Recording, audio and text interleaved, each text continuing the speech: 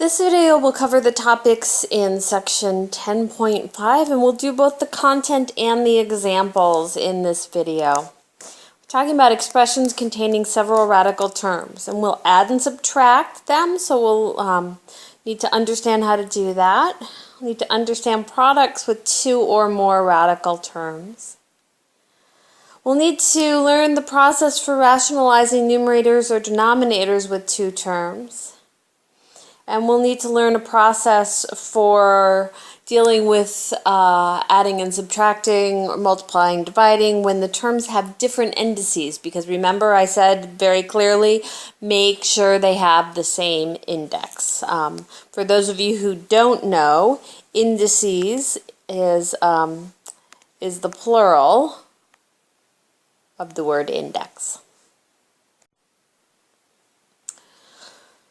So, like radicals are radicals that have the same indices and the same radicands, like square root of 3 and square root of 3. Those are like radicands.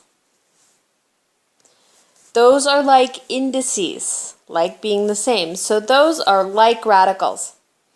And you can combine, let me just say too that 6 square roots of 3 and 3 square roots of 3 are also like radicals. This is extremely similar to like terms when you have to have the same exact variable part. In this instance, you have to have the same exact radical part. So let's do a couple examples here. I'm going to do in black. Down here, I'm going to draw the line here so we can separate. 3 square roots of 5 plus 7 square roots of 5. We have to check to see if they're like radicals. Well, same index, 2, same radicand, 5. So we have this, they are like radicals. And so to combine them, we're going to add their coefficients, and we will get 10 square roots of 5. So that's the answer to A. The answer to B, again, we have to check to make sure, I'm going to do this one in this pinkish red. We have to make sure they are like radicals. So we're looking for same index and same radicand. Well, the index here is 3, and the radicand is 9s squared, and that's the same across the board. So we will add their coefficients. Remember, right here is an understood 1. So 7 plus 1 is 8, minus 2 is 6. Cube roots of 9s squared. You do not change the radicand in any way. You do not change the index in any way. Again, just like combining like terms when we're dealing with variables. So here we have a situation where we do not have like radicals, and we can't do anything until we have like radicals. So we have to do a little bit of manipulation here. So this is the square root of 9 times 2. And 9 is a perfect square, so it's going to come out as its square root, which is 3. So now we have 6 square roots of 2 minus 7 square roots of 2. 6 minus 7 is negative 1 square root of 2.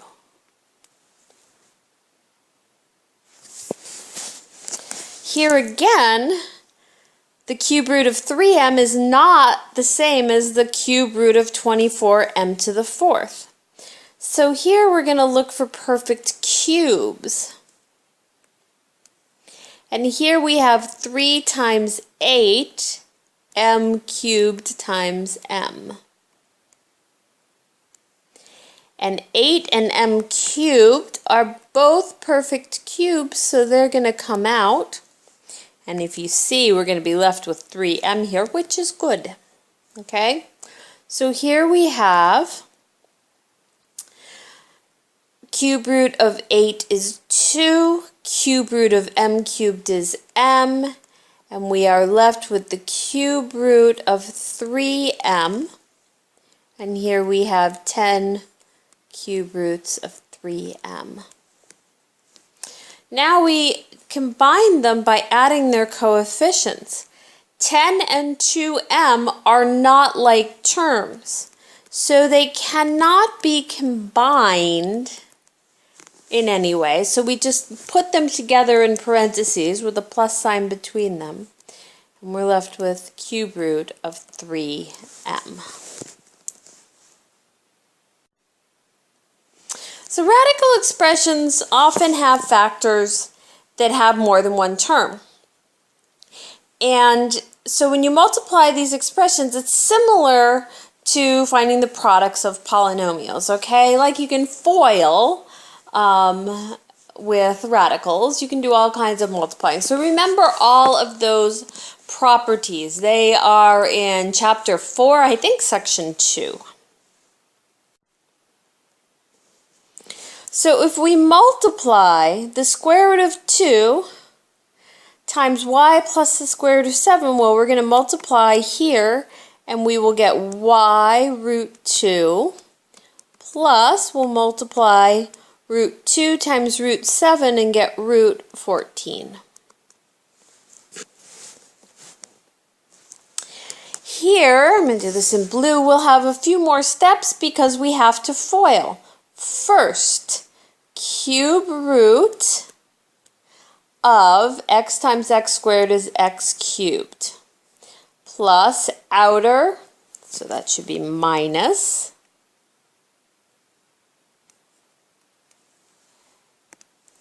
minus 3 cube roots of x plus 2 cube roots of x squared minus 6. And now we'll combine what we can. Well, we look to see if we have like radicals here, and we don't, so we can't combine them. However, the cube root of x cubed is x.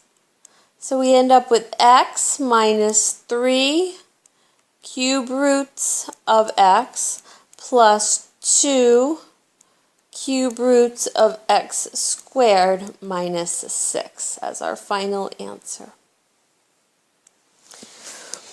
On this last one I'll do in black. Again, square root of m times square root of m is square root of m squared minus square root of m times square root of n, square root of mn, plus square root of m times the square root of n, which is square root of mn, plus the square root of n squared. Now you should see this as the sum and difference of squares, and you should know immediately that these two terms are going to drop out. Whether it's radicals or variables, they're going to drop out, and you're left with the square root of m squared, which is m, plus the square root of n squared, which is n.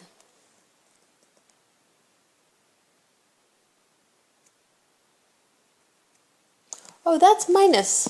Sorry. That should be a minus up there. And that should then be a minus down here.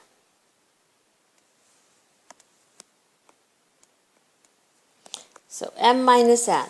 Sum and difference of anything gives you difference of squares. And these are the squares of square root of m and square root of n. So notice just what I said, that you end up with that. You end up without a radical expression.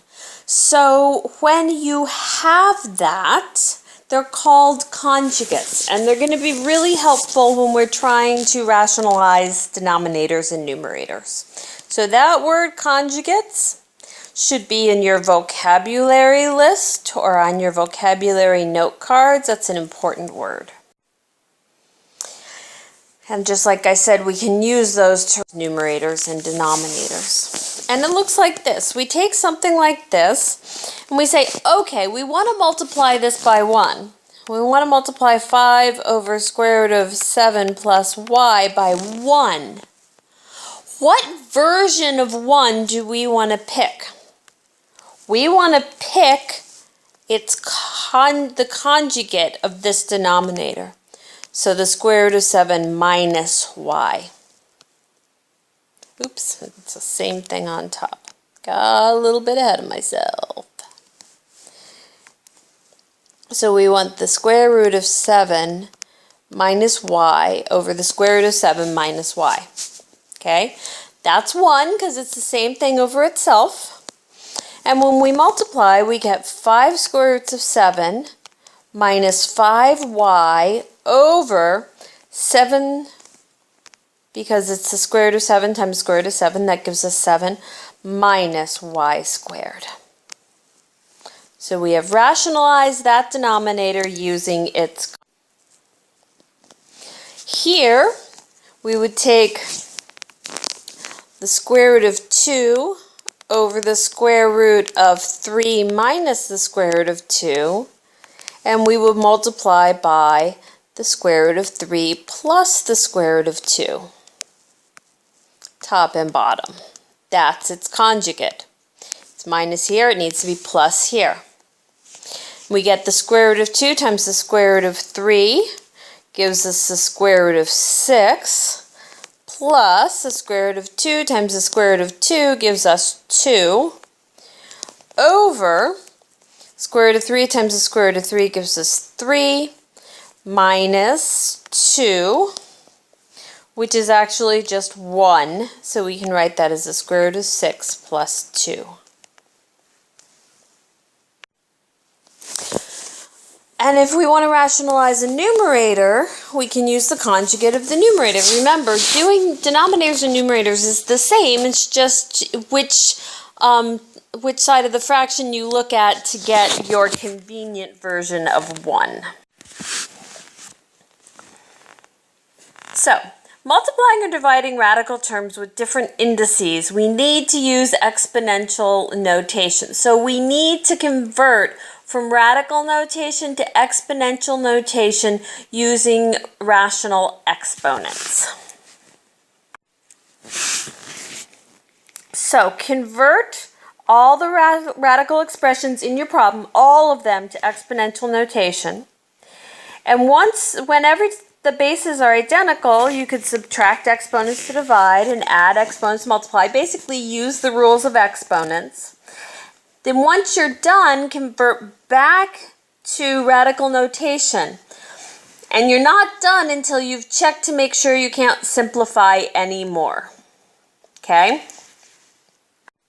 So here we have the square root of x times the 5th root of x cubed.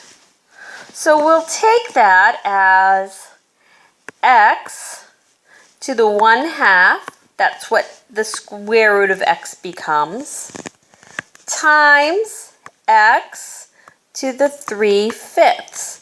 Remember, the exponent becomes the numerator and the index becomes the denominator. And now we have x to the 1/2 plus 3/5.